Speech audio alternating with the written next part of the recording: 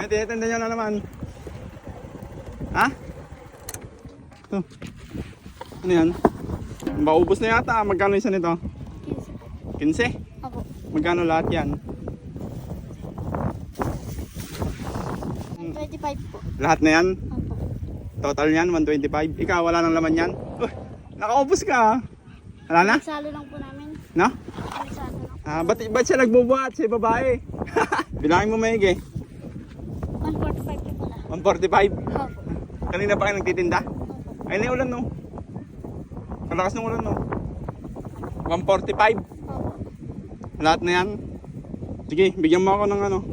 Yung sitaw, saka yung tabungaw. Ba't kayo nagtitinda? Sa magulang nyo. Hindi po sa bahay. Titinda din? Opo. Magkano? Ito? 140. Ay, 35 po. 35 lahat. Opo. Oh, may 200. Okay na yan? Wala nang sukle? Meron po. Kahit wala na? Okay na sa inyo yan? Opo. Nag-aaral pa ba kayo? Ikaw, nag-aaral ka pa? Atid ko na kaya kayo? Hindi, ay niulan daw kalakas niya no. Magtitinda pa kayo? Kapasipag nyo naman.